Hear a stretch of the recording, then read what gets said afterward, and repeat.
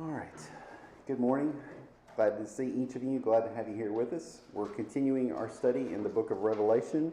And today we're going to get into lesson 18, which covers chapter 17. And we're going to talk about the scarlet woman and the scarlet beast. And as I mentioned earlier, this is, in my opinion, probably the hardest section of the book, especially as we get to the heads and the horns of the beast here in a second. And that will become evident as we get into it. And then also, none of the commentators exactly agree as to what it means, although there is some similarity, and we'll talk about that here in a minute. All right, so just as a reminder, we finished up the 7 seals, the 7 trumpets, and then the 7 bowls of wrath. We've looked at the complete and final destruction. And now what we're doing is we're, I think, taking a step back and we're kind of zooming in on this last little bit of the 7 bowls of wrath, looking at it in more detail. And then the question is why? Why are we going into this level of detail? And I think a interesting characteristic that we see about God comes out when we go back and look at past destructions of nations that God has wrought. So in Ezekiel, as he's preparing to destroy Jerusalem and then Judah and then send them off into Babylonian captivity, he has this conversation with Ezekiel. He says, "Son of man, do you see what they are doing, the great abominations that the house of Israel commits here to make me go far away from my sanctuary? Now, turn again, you will see greater abominations." Again, this is very figurative, very symbolic, because he has Ezekiel dig through the wall, all right? So he's going deeper and deeper into people's houses and into the temple and seeing the abominations that people are doing. They're working it privately, thinking that God doesn't see, and God is showing this to Ezekiel. And what's the purpose? He's constantly saying, do you see? Go in, turn in, see. Keep going deeper and deeper.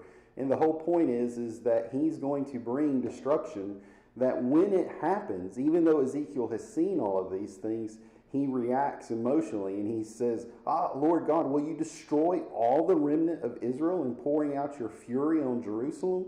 And then God explains, this is because of what they have done.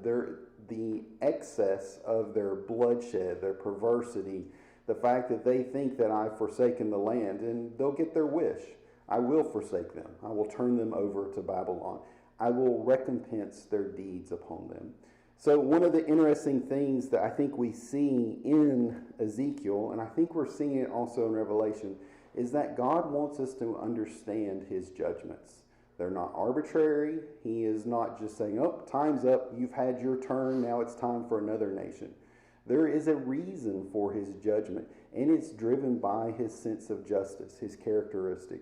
And so, why does God care what we think? He does. He wants us to see him as just. So as Romans 3, 4, 25, and 26 talk about that he may overcome when he is judged. He recognizes that we have doubts, that we may have accusations, that other beings may have accusations against him. And he wants to make sure that it's abundantly clear that he is just whenever people throw him into this judgment. So, the judgment that God showed Ezekiel in chapters 8 and 9 was there to explain, at least partially, the reason for its severity.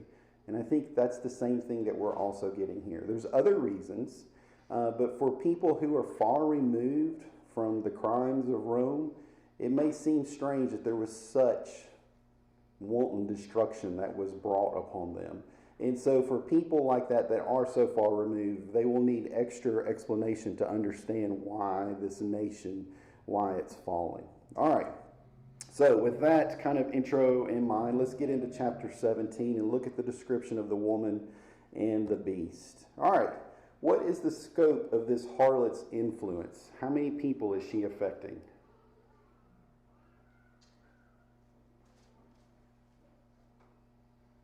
First one says she sits on many waters. All right, so we're told that she sits on many waters. So then one of the 7 angels who had the 7 bowls came and talked with me, saying to me, "Come, I will show you the judgment." Keep that in mind. He's showing us, just like in Ezekiel, he's showing us the judgment of the great harlot who sits on many waters, with whom the kings of the earth committed fornication, and the inhabitants of the earth were made drunk with the wine of her fornication. So she's affecting all classes, even as far as kings, inhabitants of the earth. It's very broad, but again, the earth has special significance to us. This represents the realm, if you will, of the lost, of the unregenerate. And so this is emphasizing those who are bound to false religion, that she is specifically having sway over. So these are the people that have been brought into her trance. We're going to talk more about many waters. We've looked at it briefly before. We're going to look at it again here in a few verses, but just suffice it to say for now that what Joshua said is correct. This represents many different kinds of peoples, many different kinds of nations, and we're going to see that in verse 15 where that's spelled out for us. All right. Now, she's in this position of great influence, great control. How is she doing this? What power is given to her to allow her to have this sway over other people? What can you gather from her description? She draws them with her immorality and tempts them with their own lust. All right, very good. So, two things that are brought out. First of all, she's a harlot. So, all the powers attributed to a harlot, to a seductress, are conveyed to her as well. She will have such powers and such temptations as well. But the other thing that's brought out is she's got in her hand this cup that will lead to drunkenness. So she's holding out intoxicants as well that she's luring people in with. Something that this golden cup, it looks wonderful, it looks like it would be fun, it looks appealing, but we're going to find out that it has terrible consequences. So notice, the kings of the earth committed fornication, and the inhabitants of the earth were made drunk with the wine of her fornication. So this reminds us, I wish we had time to go back and read Proverbs 5 and Proverbs 7, dealing with the strange woman or the immoral woman or the seductress, and Solomon's warning to his sons to avoid these women that would pull her in. And he mentions that her house leads to hell, and that those that are cast down include the strong. All right, and we see the strong, if you will, also being cast down here as well. It's the kings of the earth that have been deceived by her, all the inhabitants of the earth. So she's very seductive, convincing even strong people to give in to her. So what does she represent? Again, this idea of everything that's sensual, lustful, alluring, appealing to sin. So John warns us in 1 John 2:15 through 17, not to have the love of the world or the things that are passing away, like the pride of life and what appeals to the flesh and what appeals to the eye. So she has that same kind of power, that same kind of pull. And certainly with what we know from Rome, that would have been very fitting given their luxury and their decadence and all that was associated with them. Also, as we mentioned, it reminds us of everything we think about in Proverbs as well as in Habakkuk 2, about the power of intoxicating drugs, how they look good, they seem good, they make you feel good at first, but then they have terrible consequences in the end. In Habakkuk 2, 5 and 15, it specifically mentions that Babylon uses this, ancient original Babylon, uses this to put its neighboring countries, if you will, into positions where they are compromised, where it is easy for them to take advantage of them. And so similar kind of symbol and effect is being used here as well, as one nation is bringing in these other nations and kingdoms. All right, so the idea of this cup and being drunken not with wine but with something else, this is used throughout the scriptures, especially in the Old Testament and the major prophets, and it has a dual meaning. Again, the part of the idea is kind of obvious, that here is something that looks good, but in the end, it bites like a serpent. It brings destruction. But it's also used of nations that are being forced to drink this cup. Those that have said, yes, I want to partake of that. It looks good. And then God using that and saying, okay, you've got to drink it all the way down to the dregs. The very last bit of the drink, you're going to consume it all. And in these cases, it refers to relations that they started with other nations that were wicked, and as they made relations with them, and then those nations ultimately turned on them and then ultimately destroyed them. So it often references the destruction that God is bringing in on sinful nations, as well as using other nations to accomplish this as well. So we've already seen this in chapter 14:8 and 16:19, where this is part of the cause for Rome's destruction. They're called out to be Babylon. But in Psalm 75 and then Isaiah 51, you also see this idea of having to drink this cup that God has provided, drinking it all the way down to the dregs and being destroyed as a consequence of that. All right, so a very rich symbol that's worth a lot of other study. Similar symbols used in Jeremiah 51 specifically of Babylon being the golden cup in the Lord's hand that he uses to actually mete out destruction through the original ancient Babylon on these other nations. So a lot of rich heritage in this symbol. All right, questions, comments?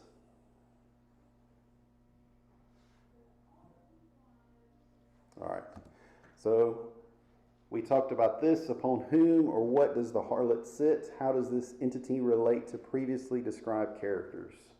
We're not talking about the waters here. We're talking about something else. She sits on a scarlet beast, which seems almost exactly like the sea beast. All right. Yeah, it matches the sea beast exactly, except for the one thing that he's called scarlet. Other than that, it's exactly like that. So he carried me away into the wilderness, and I saw a woman sitting on a scarlet beast, which was full of names of blasphemy, having 7 heads and 10 horns.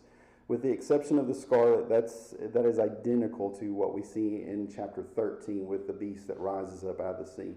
Just a few notes where he says they carried me away in the spirit. We've seen this a few times. Again, really impressing upon us the fact that this is a vision. This is something that is to be taken figuratively, symbolically. This is not literal. And we looked at this phrase and how it's used at the beginning of this study, but just want to reference it again. The idea of going into the wilderness, we talked about, remember, the radiant woman who stands as a contrast to this one, how she went into the wilderness. One of the other things that it reminds me of that I didn't mention before is you remember where John went and did his preaching? He went into the wilderness. And then all of Judea and Jerusalem was going out to him. The wilderness is used a lot of different ways throughout Scripture, but I think this one may be more of the idea, especially when you put chapter 12 with this chapter 17. In all these cases, you have someone who's kind of removed from society, if you will, who's trying to pull society out to them. So whether it's John the Baptist preaching in the wilderness, or whether it's the radiant woman representing God's people, the church, the institution going out, also having a call of its own, or if it's this harlot who is trying to seduce the world as well. So it could be a reference to that. And then also Jesus in Matthew 4, that's where he was carried out to be tempted as well. So the idea of like drawing out, inviting to come out, appealing to come out, and having temptation associated with that could be the idea of the wilderness here. Caleb? I was going to ask, would a possible difference be that the 10 horns here do not have the diadems, or in chapter 13 they had the diadems, but we'll see later that the 10 horns will eventually receive authority. Is that a possible difference? Could be. There's definitely parts of the beast description that are left out from chapter 13. Having not thought about that, I would just kind of say, well, maybe that's just something he's not focusing on. But to be honest, I'd have to think about it some more. So that's a good question and a good possibility. Other thoughts or comments? All right. So we talked about it being identical to what we see in chapter 13, where we see the beast rising out of the sea, having the 7 heads and 10 horns. And as Caleb mentioned, the 10 crowns, and on his head's a blasphemous name. So we see the sea beast supporting, upholding, carrying the great harlot. So what does this mean to us? All right, so to answer this question, let's look at the name that's assigned to the harlot. And how does this compare to other harlots that we see depicted for us in Old Testament prophecy? So first, the easy part. What name is given to her? Babylon the Great. Babylon the Great, mystery, right? So is it, in the idea of being mystery, could it be that it's not obvious who she is, that he is in fact revealing who she really is, or that it's shrouded possibly in mystery?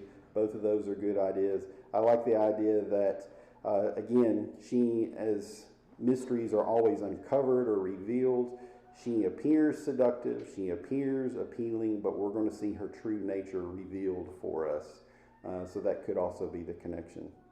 All right, how does this one compare to other harlots we've seen in the past in Old Testament prophecy?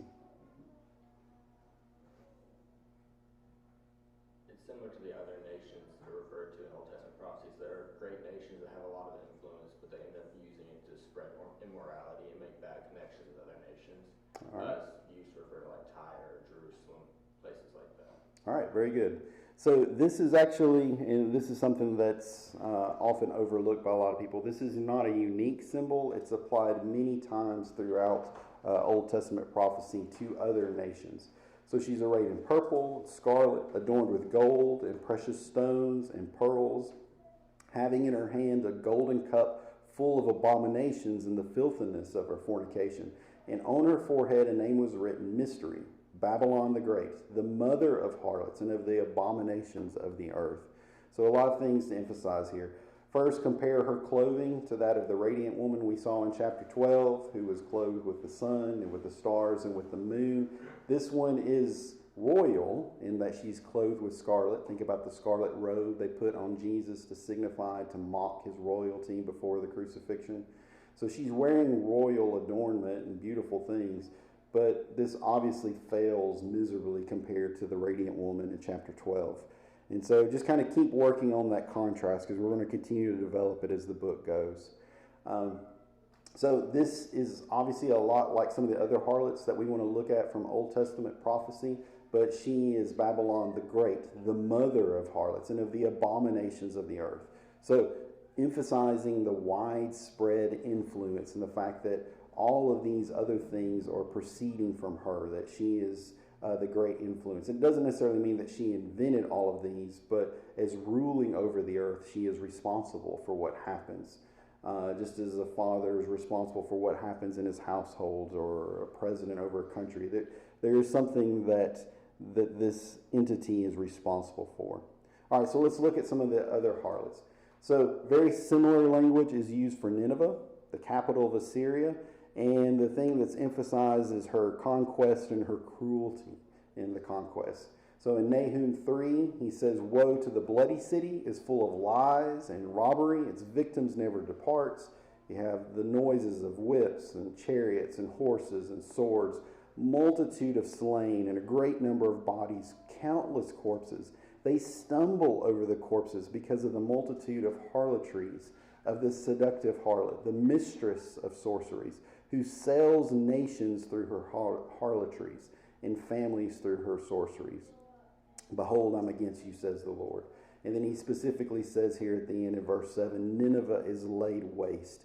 Who will bemoan her? All right, so this city, this capital city of Assyria is personified as a woman, as actually a very cruel and destructive woman, as a harlot in this case. So she has sold out these families and nations for her conquest. And so in this way, she was a harlot, prostituting herself and selling off others. All right, Babylon, very similar language.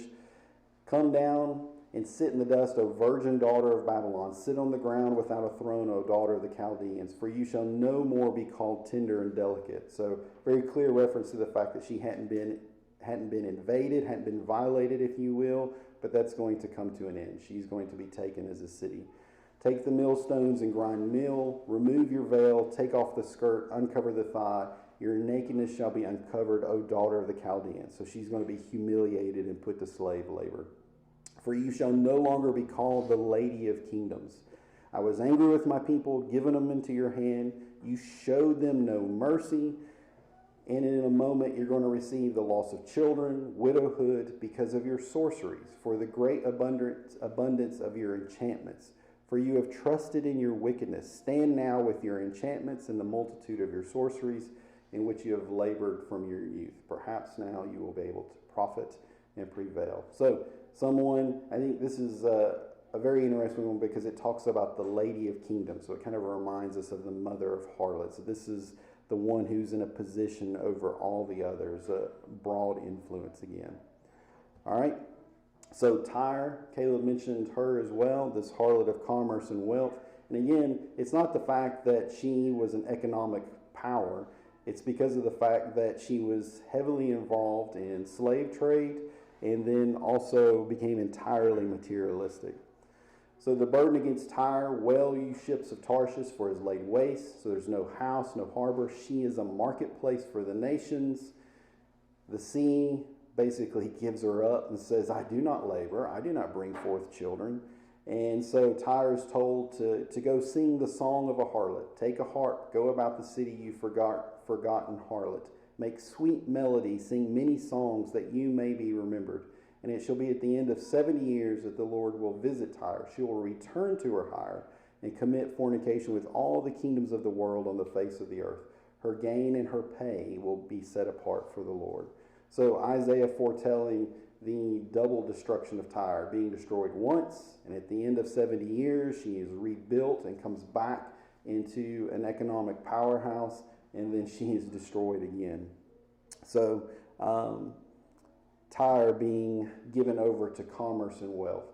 That'll become especially important as we look at chapter 18, which is entirely about commerce and wealth of Rome. All right, Jerusalem is also described as being a spiritual harlot, committing spiritual adultery through idolatry. So Isaiah sees Judah and Jerusalem, describes her as the daughter of Zion, being left as a booth in a vineyard, as a hut in a garden of cucumbers, a besieged city. How the faithful city has become a harlot. It was full of justice, righteousness lodged in it, but now murderers. All right, so describes the total corruption in the government. The princes are rebellious, companions of thieves, taking bribes, and allowing the fatherless and the widow to be taken advantage of. And again, in Jeremiah 2:17 through 28, similar things are said again about Judah. Again, this time emphasizing her idolatry. It says, you have forsaken the Lord your God. You said, I will not transgress. When on every high hill and under every green tree you have laid down, playing the harlot, saying to a tree, you are my father, and to a stone, you gave birth to me. So obviously a reference to the terrible idolatry, turning to nature as being its creator. For according to the number of your cities are your gods, O Judah. All right, so think back to what we saw in chapter 13 with the beast. Remember how it had the parts of the lion, the parts of the leopard, the parts of the bear. It was a composite of all four of the nations that we saw from Daniel chapter 7. Babylon, the original ancient Babylon, as well as Medo-Persia, as well as Greece, and then finally Rome. There was a composite nature where it kind of took in all the characteristics of all of them. And in the same way, this harlot is doing the same kind of thing. All of the different kind of specialties, if you will, of harlotry that these other nations, Rome is kind of the ultimate form, the composite of all of them. So participating in all of the pieces, blasphemy, sorceries, being seductive, committing fornication with nations. We see it taken up even a notch with the persecution and the martyrdom that is also occurring. And then also her being the mother of harlots, that she is kind of the greatest of all of them, not just of those past, but the emphasis is on those at the time, the other nations and kingdoms around her that she's had this terrible influence on.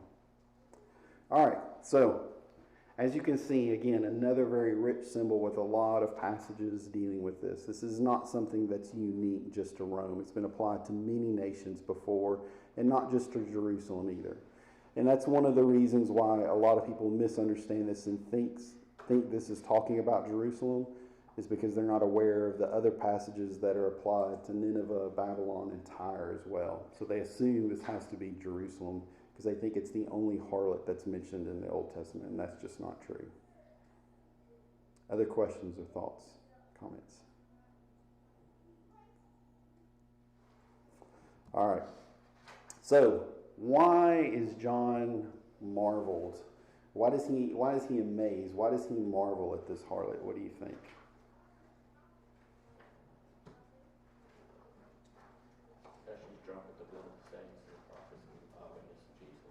Yep.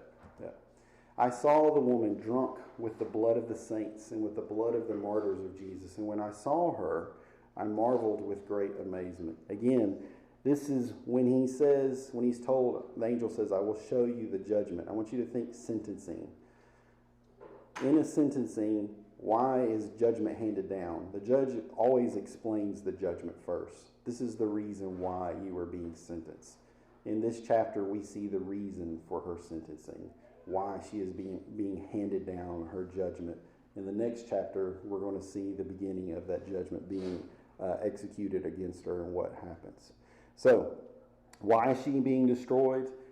Because she is reeling from delirious pleasure, from drunkenness, not over just pleasure, but actually at taking pleasure at the death of Christians.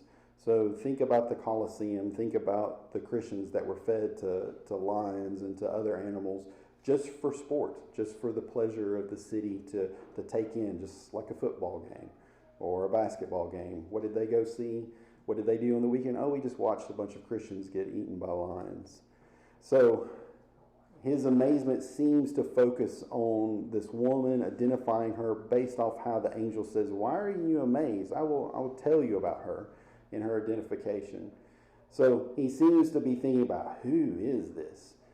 But the other piece of this that I think is also something we should be sympathetic to, if you try to put yourself in John's shoes and think about Christians that you knew that had already been killed up to this point and what was happening, think back to Elijah being stunned as he's standing before, I think it was Ben-Hadad, thinking about all of the people that he was going to kill, the children that he was going to dash their skulls in, and all of the atrocities that he was going to commit, and just standing there just kind of stunned and not able to speak to this person.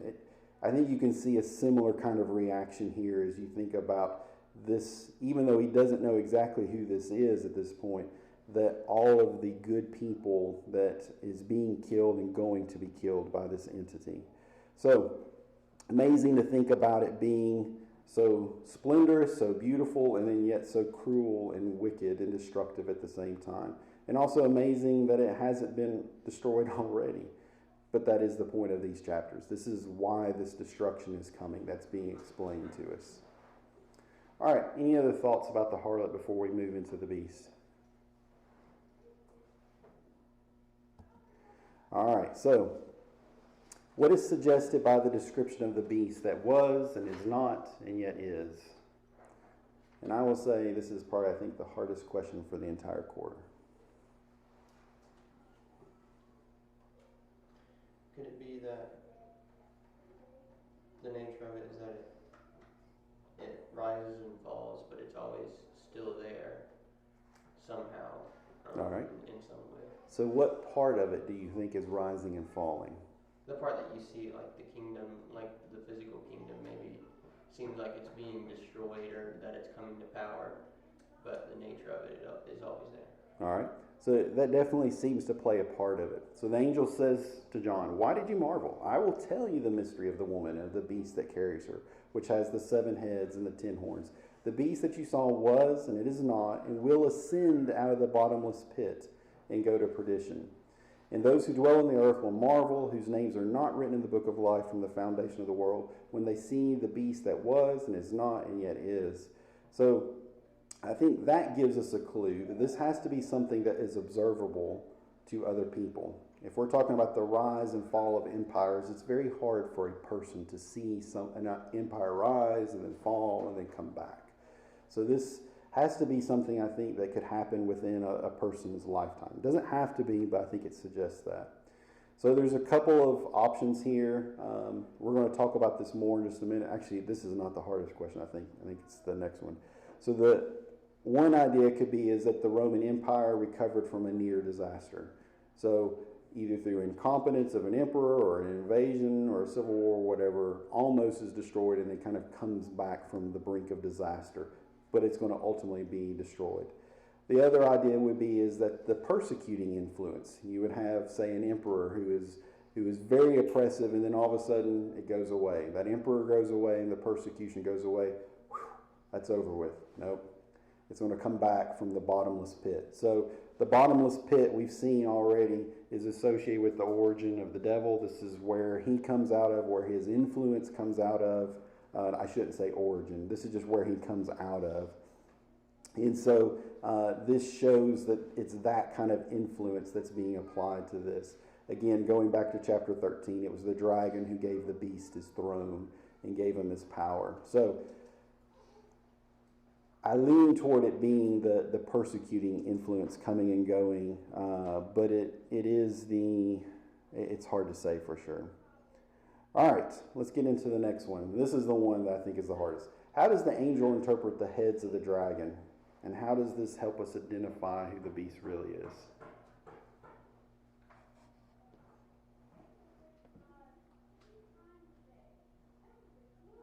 We'll start with the easy part. What does the angel say about the heads? There's 7 mountains, which are 7 kings. All right. The heads represent 7 mountains, and there are also 7 kings. And assume that he's talking about the same thing. But he does say also there. So here's the mind which has wisdom. I think that may be a clue. He's telling us we need to look at the end from the beginning. We're going to have to apply wisdom here. The 7 heads are 7 mountains on which the woman sits. There are also 7 kings. 5 have fallen. 1 is, and the other is not yet come. And when he comes, he must continue a short time. And the beast that was and is not is himself also the 8th, and is of the 7, and is going to perdition. All right, so as we try to understand this, a lot of people point to the fact that the city of Rome was built on 7 hills. It's not 7 mountains, but it is built on 7 hills. So it's a little bit of a stretch. But a lot of people will latch onto that. But keep in mind, this is a figurative, symbolic book. 7 has very special meaning. So the fact that it was literally on 7 hills, I would say is kind of coincidental. All right? Now, the other thing is we have to distinguish between 2 types of kings. We're told the heads represent 7 kings, but we're also told the horns represent kings as well. So there's some distinction that's made between these 2 levels of kings. So we're going to see, I think, that these horns have power just for a little time, and they're hoping to get some power. So I think those represent kings of various nations, like think Herod and Pilate, what we call like petty kings, kings of provinces. They have power for a little bit. They've given their power over to the empire. They're being used as horns to drive the empire's war, but they are not in control. The heads are the ones that are in control. So I think this suggests the Roman emperors. So most people who go this way kind of go off the rails at this point, trying to figure out, okay, if we take the heads literally, if we take them chronologically and start counting out the emperors, then we can pull in Nero, and who was the worst of the first bunch, and then we can work our way through just kind of waving our hands to Domitian being the 8th, who was the worst one to come. So that would kind of make a little bit of sense in saying that there's one that's still going to come, and he's going to be like one of the ones that came before. So Domitian is coming. He's going to be like Nero. He's going to be a terrible persecuting force. All right, so, and that's kind of the gist of all of these views, is that it's going to get worse before it's going to get better. We're not done yet. There has been persecution. You're going to get some respite, but there's going to be some more that's going to come, but ultimately they're all going to be destroyed. All of these views fit within that umbrella, in that primary lesson. It's just the exact details of what they mean that's the difficult part. So that doesn't work out so well, because if we're taking this chronologically, actually there was a whole lot more emperors to come after Domitian, and they were even worse in persecution than Domitian, who was worse than Nero. So it was going to get a lot worse, and they're not covered by these 7 heads. So that makes it difficult. The other thing is it puts the time of writing in Vespasian, who's between Nero and Domitian, which doesn't fit with any of the evidence, and nobody on the early or the late date would agree with that. So I'm going to go back to the same thing that we keep saying over and over again. This is a book of symbols. You're not supposed to take it literally. So let's try to apply the same symbolic rules that we've developed up to this point. Keeping that in mind, 7. If we're associating this with the full work of God, the maximum power of God being applied, so they have full governing power, authority that is provided by God. So this is an empire with full rule, with full reign, as provided by God. Now, we have that 7 that's broken into 5 and 2. 5 has special meaning because 5 is a broken 10, all right? It represents a fraction of human power, of human capacity. So I think what we're being told is that what we're seeing represents some part of these emperors, some fraction of these emperors.